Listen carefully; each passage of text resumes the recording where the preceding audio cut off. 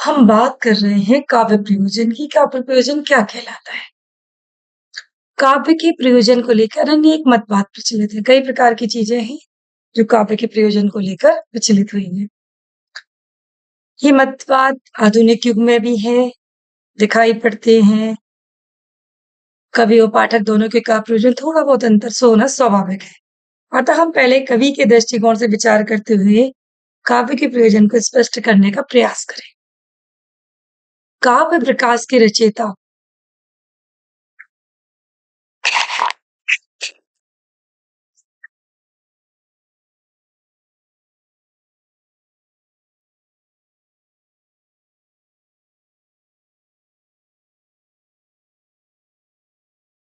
मम्मट ने काव्य निर्माण का प्रयोजन बतलाते हुए लिखा है कि यश की प्राप्ति, संपत्ति का लाभ, सामाजिक व्यवहार की शिक्षा, रोग आदि विपत्तियों का नाश तुरंत ही उच्च कोटि के आनंद का अनुभव प्रेयसी के समान मधुर उपदेश देने के लिए काव्य ग्रंथ प्रयोजनीय है। इस आधार पर काव्य के निम्नलिखित प्रयोजन स्वीकार किया जा सकते हैं। कई प्रकार के प्रयोजन स्वीकार किए जा सकते हैं काव्य प्रयोजन में। यश प्राप्ति, कविगण यश प्राप्ति के उद्देश्य से काव्य की रचना करना। कुछ महान कवि ऐसे भी हो सकते हैं जिनका उद्देश्य भले ही आरंभ में यश प्राप्त ना रहा हो, परंतु काव्य रचना के बाद वे अपनी रचना की प्रशंसा अवश्य चाहते हैं। अर्थ प्राप्ति काव्य का दूसरा महत्वपूर्ण प्रयोजन रहा। अर्थ या धन। देखिए, काव्य लिखने का प्रयोजन क्या है? ये तो सिंपल सी बात है। इन चीजों को अगर हम समझने की कोशिश करें कि संगीत, लिरिक्स, म्यूजिक, इन सब चीजों को बनाने का क्या प्रयोजन रहा? उन्होंने कहा यश। अभी मैं करंट की बात बताती हूँ आपको। राम मंदिर राम मंदिर का निर्माण हुआ। राम मंदिर के निर्माण के कुछ शुरुआत जब हुई, उसके कुछ महीने 2 महीने बाद, या अभी जो फरवरी में प्रोग्राम था उसके महीने 2 महीने पहले की बात कर रहे हैं हम। जो जनवरी में जो प्रोग्राम था, दिसंबर में था, थोड़ा-सा माइंड से स्लिप हो रहा है, कोई बात नहीं। तो उसके पहले जुबिल नौटियाल जी का एक गाना आया था। जुबिल नौटियाल जी ने एक गाना लिखा था, राम आएंगे तो अंगना सजाऊंगी, दीप लेके दिवाली में मनाऊंगी, हीरे जन्मों के आज खुल जाएंगे राम आए। उस गाने को कितनी यश प्राप्ति। कुछ समय बाद उसे मैंने न्यूज चैनल पे सुना, उस मैटर को। यश की जो प्राप्ति की है ना उस गाने ने, था यश की। हर जुबान पर, हर यूट्यूब चैनल पर, हर कार्यक्रम में, हर रिंगटोन में, हर डायल टोन में आपको ये गाना सुनाई दिया। मतलब उसने क्या किया इसके माध्यम से? यश किया। किसी भी काव्य की रचना के बाद जब उसकी प्रशंसा नहीं हो तो मतलब ऐसा लगता है जैसे रचना अधूरी हो। तो रचना की जो अधूरापन है वो खत्म कैसे होता है? यश के माध्यम से। अब यश मिला है तो अर्थ भी मिलना चाहिए। अर्थ का मतलब यहाँ धन से है। रीतिकाल के अधिकांश दरबारी कवियों ने धन प्राप्ति के उद्देश्य से अनेक आश्रयदाताओं की प्रशंसा में काव्य लिख डाले। पसंद आता था पसंद आता था राजाओं को कि लोग मेरी प्रशंसा करें, मेरी प्रशंसा में कुछ लिखा जाए। बहुत पसंद था राजाओं को। तो जो उस समय के दरबारी कवि थे वो सिर्फ राजा वे इस पे से मैं भी कुछ एक दिन पढ़ रही थी। एक बड़ा अच्छा जो था वो एग्जाम्पल मैं आपके बीच में शेयर करना चाहती हूँ। अर्थ प्राप्ति को कैसे लोग प्राप्त करते हैं। एक राजा था, उसके दरबार में उसकी सेना से लेके मंत्री तक उसकी जो चापलूसी है उसमें लगे रहते थे। माने, राजा जी आपने जो कपड़े पहने वो बहुत सुंदर है, राजा जी जो आपने खाना खाया वो बहुत सुंदर है, राजा जी आप जो घूमने गए वो उपवन बहुत सुंदर है। राजा जी इसी मत में विलासित था कि मैं जो करता हूँ मद। मद समझते हैं आप? मद मतलब होता है सौभी, घमंड। राजा उसी घमंड में मशहूर था कि मैं जो कर रहा हूँ बिल्कुल सत्य कर रहा हूँ, इसमें कोई दो राय नहीं, जो मैं कर रहा हूँ उसमें गलत है, मेरी प्रजा संतुष्ट है, मेरी प्रजा कह रही है। मंत्री जी को बड़ी टेंशन होने लगी कि राजा अपने क्रियाकलाप नहीं कर रहे। राजा के जो वास्तविक काम है वो नहीं कर रहा है राजा। उन्होंने राजा से कहा, उनको सबक सिखाने के लिए उन्होंने राजा से कहा कि विदेश में एक इंसान है, उसे अगर सोना और चांदी दे दिया जाए, उसके बहुत सुंदर वस्त्र बनाता है। सोने चांदी के बहुत सुंदर वस्त्र बनाता है वो। और राजा जी, वो वस्त्र आप जब धारण करोगे तो आप पृथ्वी पर ही इंद्र के स्वरूप समान दिखाई दोगे। राजा जी बड़े खुश, बोले बुलवाया जाए उसको, हमारे खजाने में बहुत सोना चांदी भरा पड़ा है, दे दिया जाए नहीं, और वो हमारे लिए कपड़े तैयार करवाए। लेकिन मंत्री ने कहा, राजा जी एक दिक्कत है। बताओ बताओ मंत्री, क्या दिक्कत है इसमें? तो मंत्री ने कहा, राजा जी अगर जिस इंसान को वो वस्त्र बनते हुए दिखाई नहीं दिए, तो वो झूठ बोल रहा होगा या वो बेईमान होगा। और जिसे दिखाई दे गए, वो आपकी चहेता होगा, आपका प्रशंसनीय होगा। राजा ने कह दिया, मुझे सर स्वीकार है, कोई दिक्कत नहीं, वस्त्र बस सुंदर लगने चाहिए। अगर जिसे वस्त्र बनते हुए या नहीं दिखाई दिए आपको पहने हुए, वो बेईमान और झूठा कहलाएगा। राजा ने कहा, ठीक है। फरमान जारी कर दिया गया, सोना चांदी की खदानें खोल दी गई, विदेशों से कारीगर बुलवा लिए गए और वो वस्त्र बना दिए। अब राजा ने अपने दूसरे अन्य मंत्रियों से कहा कि भाई जाके देखो कारखाने में जो मेरे वस्त्र बन रहे हैं वो कैसे हैं। सारे मंत्री गण गए, लेकिन वहां तो कुछ बन ही नहीं रहा था। बस मशीनें लगी थी और वो हाथ चला रहे थे, बराबर सिर्फ हाथ चला रहे थे। लेकिन मंत्रियों ने सोचा, अन्य मंत्रियों ने, अगर राजा से कहूंगा कि वस्त्र तो बन ही नहीं रहे, तो मैं तो बेईमान और झूठा हो जाऊंगा, क्योंकि मंत्री जी ने कहा था कि जिसको दिखाई नहीं देगा वो बेईमान और झूठा है। तो जाके उन्होंने राजा से कहा, बहुत सुंदर वस्त्र आपके लिए जो है वो तैयार हो रहे हैं, वहां बन रहे हैं, बहुत अच्छा लग रहा है उनको देखने में। पहुंच गए सब। राजा ने कहा, चलो मेरी भी पतलोल होता है कि मैं भी देखूं जाके।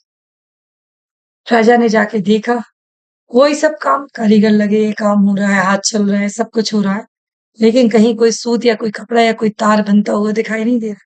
लेकिन राजा के मन में भी वही चीज आ गई।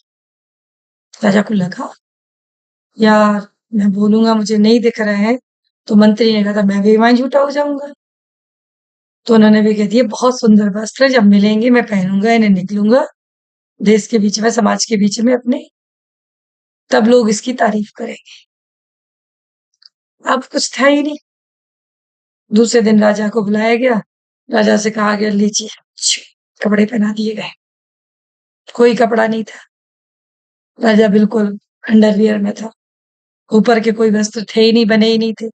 लेकिन भाई मानना तो पड़ेगा ना कि राजा ऐसे वस्त्र बनवाए गए हैं जो दिखाई नहीं देने वाले को बेईमान और झूठा साबित कर दे। राजा अपने देश में शहर के लिए निकल गया। सब बड़ी तारीफ कर रहे, राजा ने बहुत सुंदर वस्त्र पहने, बहुत ही सुंदर, अरबों रुपए खर्च करके जो वस्त्र बनवाए गए। एक छोटा सा बालक था, होगा करीब 2.5-3 साल का। उसने एकदम राजा को देखा और अपने मम्मी पापा से कहा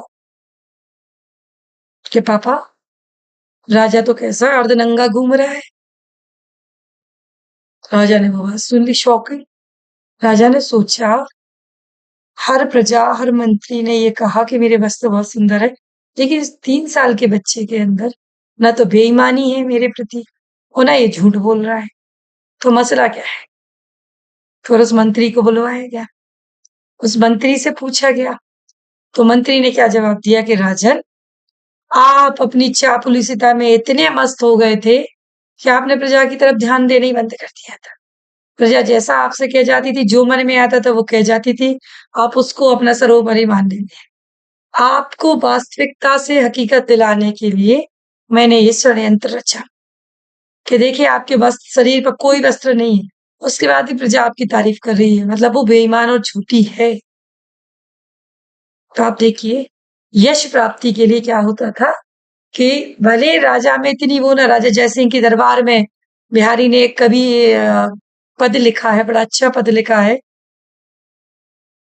कि ना ही अनुरागी चित्त की गति समझे ना कोई।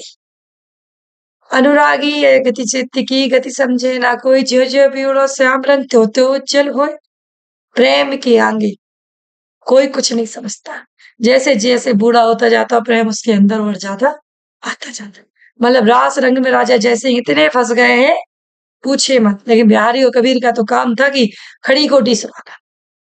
लेकिन कुछ ऐसे काव्य का प्रयोजन जो हमने बात रखी है यहाँ पे, तो वो इसलिए भी करते हैं कि भाई यश की प्राप्ति हो, अर्थ की प्राप्ति हो, धन की प्राप्ति हो। जो यश की प्राप्ति के लिए वो तो फिर भी ठीक है, लेकिन जो धन की प्राप्ति के लिए लिखते हैं ना, बिहारी के संबंधों में प्रसिद्ध है कि उन्हें प्रत्येक दोहे के लिए एक स्वर्ण मुद्रा दिए जाने का वचन दिया गया था। आधुनिक युग में कई कवि हैं जो इस बात पे लागू हैं आज भी।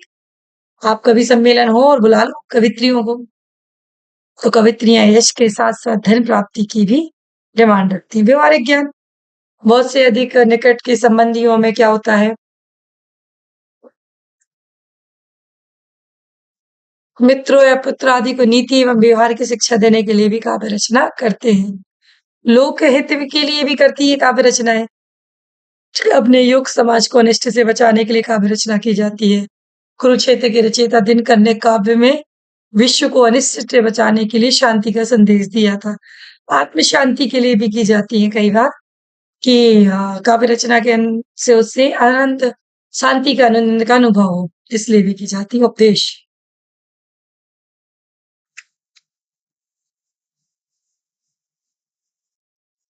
अपने विचार या सिद्धांतों को मर्मस्पर्शी बनाने के लिए भी काव्य का माध्यम बनाया जाता है।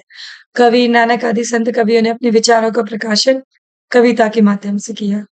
आधुनिक के सुप्रसिद्ध कवि मातली शरण गुप्त ने कला का व्यापक प्रयोजन समाज हित को स्वीकार करते हुए कहा, मानते हैं जो कला को कला के अर्थ की स्वार्थ नहीं करते हैं, कला को व्यर्थ ही। क्या बात है। कला का प्रयोजन केवल स्वार्थ साधन तक ही सीमित न मानकर परमार्थ और लोकहित की साधना को स्वीकार करना चाहिए। आचार्य हजारी प्रसाद द्विवेदी ने साहित्य का लक्ष्य मनुष्य जाति का हित करना मानते हुए स्पष्ट रूप में घोषित करते कि मैं साहित्य को मनुष्य की दृष्टि से देखने का पक्षपाती हूँ। जो वाग्जल मनुष्य को दुर्गति हीनता पर मुखापेक्षिता से बचा ना सके, जो उसकी आत्मा को तेजी दीप्त ना बना सके, जो उसके हृदय को पर दुख का संवेदनशील ना बना सके, उसे साहित्य कहने में मुझे संकोच होता है। इस प्रकार हम देखते हैं कि प्राचीन काल से लेकर आधुनिक काल तक विभिन्न विद्वानों कवियों ने काव्य प्रयोजन के संबंध में विभिन्न बातें कही। इन्हें हम दो वर्गों में विभाजित कर सकते हैं, यथार्थवादी दृष्टिकोण या प्रयोजन की प्रवृत्ति।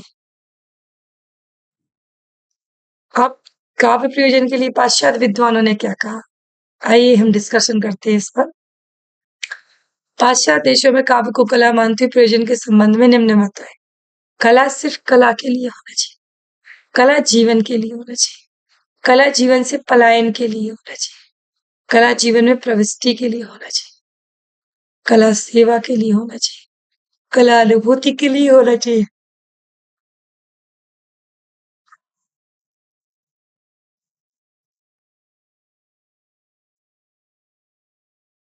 कला विनोद के लिए, कला सृजन की अदम्य क्षमता की पूर्ति के लिए होना चाहिए। Shri S D Bradley, Oscar Wilde आदि प्रमुख ने अपने विचार कला के ऊपर से रखे। पाश्चात्य जो विचारक है वो जीवन शब्द को ही व्याकरण करना चाहते, मतलब जीवन के लिए ही कला। अगर आपका जीवन है तो आपकी कला है, जीवन नहीं है तो कला का क्या औचित्य है। जीवन आपका पूरा का पूरा समर्पित है कला के लिए। कला के माध्यम से ही आप जीवन में मृत्यु का आलिंगन कर सकते हैं। जीवन से पलायन का अर्थ है मृत्यु का आलिंगन करना। अगर आपने मतलब जीवन एक जीने की कला है, बहुत बढ़िया। इन्होंने इसे कला से जोड़ा है। इन्होंने कहा है कि जीवन जीने की एक कला होती है।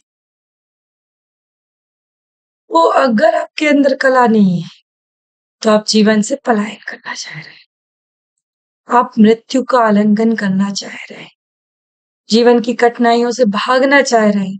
जो लोग संसार की विषमताओं और परेशानियों का सामना नहीं कर पाते ना, वे काव्य उपवन में शरण लेते हैं या काव्य रचना में अपने दुखों को भुलाने की कोशिश करते हैं। अच्छा एग्जाम्पल है पाश्चात्य, उनका ये एग्जाम्पल्स हमारे सामने यहाँ प्रस्तुत किया गया कि वास्तविकता भी ये है।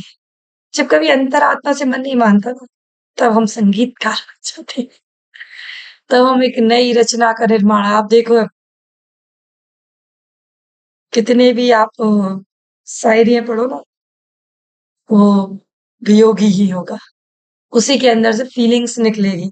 तो बहुत अच्छी बात की, जब आप जीवन का पलायन करते हैं, मृत्यु का आलिंगन करना या जीवन की कठिनाइयों से भागना होता है। जो लोग संसार की विषमता और परेशानियों का सामना नहीं करना जानते, वे काव्य और उपवन की शरण में लेते हैं और काव्य की रचना करके अपने दुखों को भूलने की कोशिश करते हैं। कला सेवा के अर्थ में अस्पतालों में मरीज को कविता सुनाना, संगीत सुनाना, ये एक कला सेवा पक्ष है। वो सामान्य रूप से प्राय संभव नहीं हो पाता है। कला अनुभूति के लिए कलाकार को आनंद की अनुभूति तो देती ही है, इससे भिन्न उसका कोई ना कोई प्रयोजन अवश्य होता है। मान्यता वह अपनी रचना को किसी और के सम्मुख प्रस्तुत ना करता है। कला आनंद के लिए काव्य और कला का प्रमुख भेद मनोरंजन और आनंद जाता है।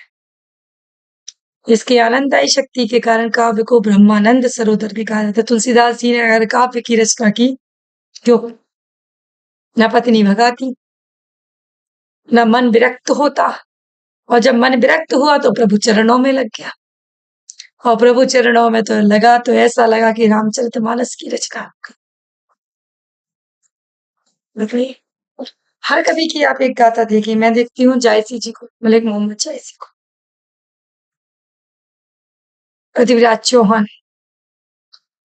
बहुत सारे लेखक कवि ऐसे हैं जो जिनको कहीं ना कहीं संघर्षों का सामना करना, उसके बाद एक टॉप क्लास लेखक बन गए।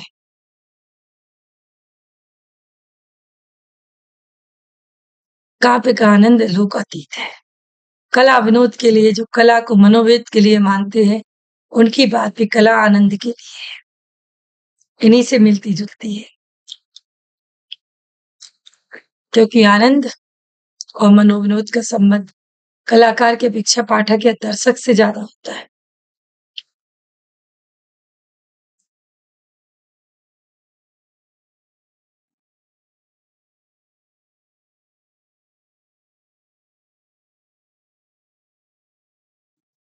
पाश्चात्य विद्वानों के मत प्राय एकांगी हैं, जिनमें आंशिक सत्य है। वास्तव में सभी कवियों का काव्य प्रयोजन का एक जैसा नहीं होता है। कुछ सृजन की अदम्य आकांक्षा से प्रेरित होकर काव्य रचना प्रवृत्त करते हैं, तो कुछ यश की प्राप्ति के लिए करते हैं, तो कुछ धन और मान मर्यादा की प्राप्ति के लिए करते हैं, कुछ अपने आराध्य देव या आश्रयदाता की संतुष्टि के निमित्त से अपने विचार प्रस्तुत करते हैं, सिद्धांतों के विचार के प्रयोजन से भी काव्य रचना करते हैं। बात करते हैं हम काव्य के प्रकारों की। संस्कृत आचार्यों ने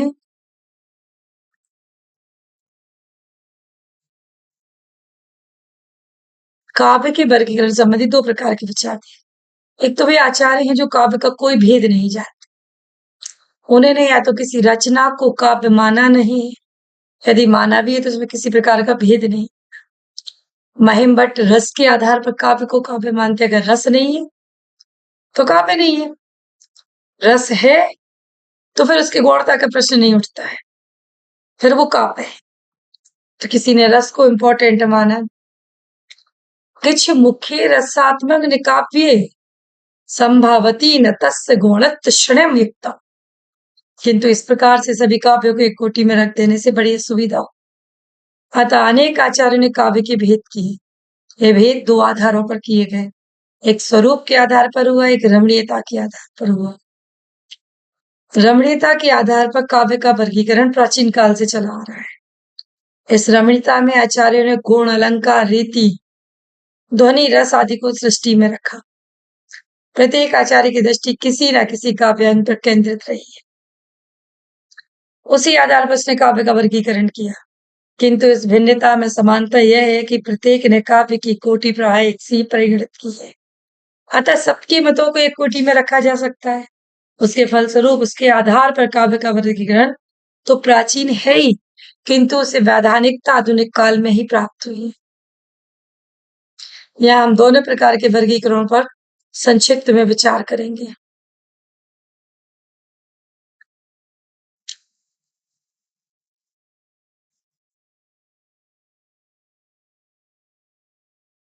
रमणीयता के आधार पर काव्य का वर्गीकरण। यह रमणीयता से तात्पर्य अर्थ और शब्द की रमणीयता से।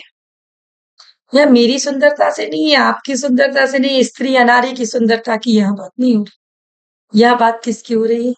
उसके शब्दों की, उसके अर्थों की, उनमें कितनी रमणीयता है।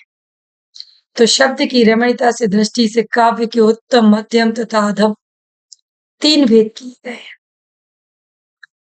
और अर्थ की रमणीयता की दृष्टि से ध्वनि काव्य, व्यंग काव्य और चित्र काव्य 4 भेद किए गए हैं। अतः शब्दार्थ की रमणीयता के आधार पर काव्य का ध्वनि काव्य और उत्तम काव्य, गुणीभूत व्यंग अथवा मध्यम काव्य और चित्र अवर काव्य अथवा अधम काव्य। एक तो होगा उत्तम काव्य, एक होगा मध्यम काव्य और एक होगा अधम काव्य। उत्तम काव्य क्या कहलाता है?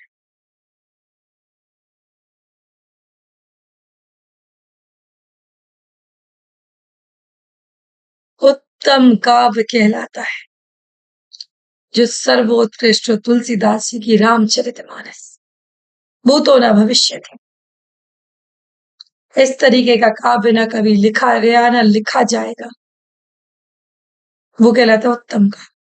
मध्यम काव्य क्या कहलाते हैं? बहुत सारे हमने उपन्यास पढ़े, सॉरी, बहुत सारे हमने खंड काव्य, प्रबंध काव्य, महाकाव्य पढ़े, वो सब मध्यम वर्गीय काव्य में। अब उर्मिला, साकेत, मादली शरण गुप्त जी का जो महाकाव्य है, वो मध्यम काव्य कहलाता है। अधम काव्य क्या कहलाते? जिन काव्यों का कोई सार तत्व ही समझ में ना, लाइक दैट आजकल के सॉन्ग, आजकल के गाने दिमाग में नहीं बैठते, लिखा क्या जा रहा, सुना क्या जा रहा, बोला क्या जा रहा, समझ में ही नहीं आती। भाषा को बढ़ावा दिया गया है, मैं इस बात को नहीं करी कि भाषा को बढ़ावा नहीं दिया गया, लेकिन भाषा के साथ शब्दों पे जो है ना, उसके वर्ड जो है ना, बिल्कुल अच्छी नहीं।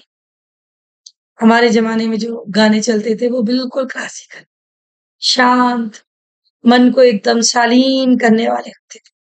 और आजकल के गाने समझ में नहीं आता। आज ब्लू है पानी पानी, आ जाओ ऑन द बीच तेरी फोटो में खींच, कुछ गाने का सेंस ही समझ में नहीं आता। और पहले जो गाने चलते थे, कुछ थे गाने, ऐसे नहीं, अधम काव्य की मैं बात जो कर रही हूँ उसी के हिसाब से कर रही हूँ। कुछ गाने पुराने जाने में, छत पे सोया था पहनोई, मैं पल्ली पे नच कर सो गई, राणा जी माफ करना गलती मारे से हो गई। तो कुछ जो अधम काव्य में आते थे, इस तरीके के गाने पहले भी बनते थे, लेकिन इतने ज्यादा नहीं थे जितना अब बोल वाला हो गया है। अब तो गानों के बोल समझ में ही नहीं आते कि कहना क्या चाहता। रैंप, एक नई काव्य की कला सुनने में आई है, वो रैंप, नॉन स्टॉप संगीत, ब्रीथलेस सॉन्ग, मतलब आपने पूरा गाना गा दिया, उसमें एक सांस भी नहीं लिया। एक गाना कम से कम कुछ नहीं होगा तो 1 मिनट का तो होगा, 60 सेकंड का तो होगा, और 60 सेकंड लगातार आप मुंह से बोल रहे हैं बिना सांस लिए। ऐसे कई गाने आपको ब्रीथलेस करने को मिल जाएंगे, देखने को मिल जाएंगे। तो काव्य जो है वो अलग अलग प्रकार से होते हैं। अब ध्वनि काव्य को जो है ना उत्तम काव्य माना गया है। ध्वनि किसने दिया? आनंदवर्धन जी ने। ध्वनि का सिद्धांत किसने दिया? आनंदवर्धन जी। ध्वनि काव्य को सर्वोत्तम काव्य माना है आनंदवर्धन जी ने। जिन शब्दों के वाक्यार्थ की अपेक्षा व्यंग्यार्थ का अतिरिक्त चमत्कार हो, वाक्यों से अधिकतर उसकी फीलिंग्स का, उसके व्यंग्यों का अर्थ कथित ना होकर ध्वनित होता है। अर्थ जो होगा ना शब्दों का, वो ध्वनि में बंधा हो, वही वाक्य उत्तम काव्य कहलाता है। इसमें काव्य के अपराध ध्वनित होता है, कवित्व नहीं होता है। इस प्रकार का काव्य सर्वश्रेष्ठ होता है, किंतु काव्य में ध्वनि की प्रधानता के चमत्कार उत्पन्न करती है।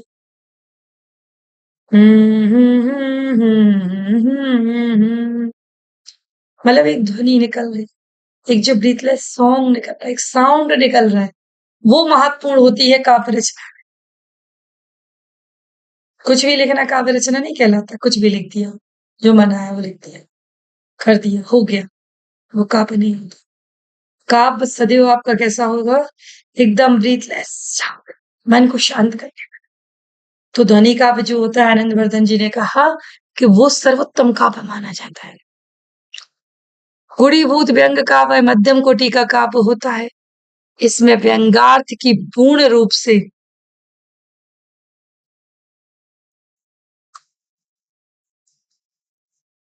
प्रधानता नहीं होती है। व्यंग्यार्थ और वाक्यार्थ या तो समान होते अथवा व्यंग्यार्थ वाच्यार्थ के अपेक्षा गौण होता है। इस प्रकार का काव्य मध्यम कोटि का होता है। चित्र काव्य जहाँ केवल शब्दों का चमत्कार हो, रस की प्रधानता ही ना हो, वह चित्र काव्य और अधम काव्य कहलाता है। चित्रों को देख के काव्य कैसे लिख दिया जाएगा? कोई रस ही नहीं है। राजशेखर ने रसहीन काव्य को चित्र काव्य माना है। चाहे कितना ही सुंदर वर्णन क्यों ना हो, यदि शब्द चमत्कार मात्र हैं और रस नहीं है तो वह काव्य व्यर्थ है। पंडित राज जगन्नाथ ने काव्य के केवल दो भेद माने, उत्तम, उत्तम, मध्यम और अधम। इस प्रकार विभिन्न रचनाओं में विभिन्न कवियों ने काव्य के भेदों को अपने अपने हिसाब से डिफाइन किया है।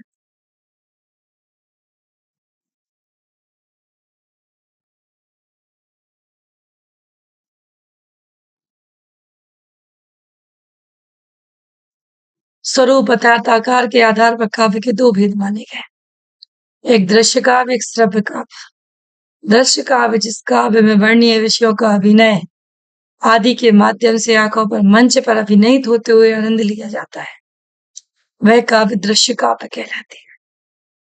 यह विषय में यह विचारणीय है कि दृश्य काव्य पूर्ण रूप से दृश्य काव्य नहीं होते, इनको सुनकर पढ़कर भी आनंद लिया जा सकता है।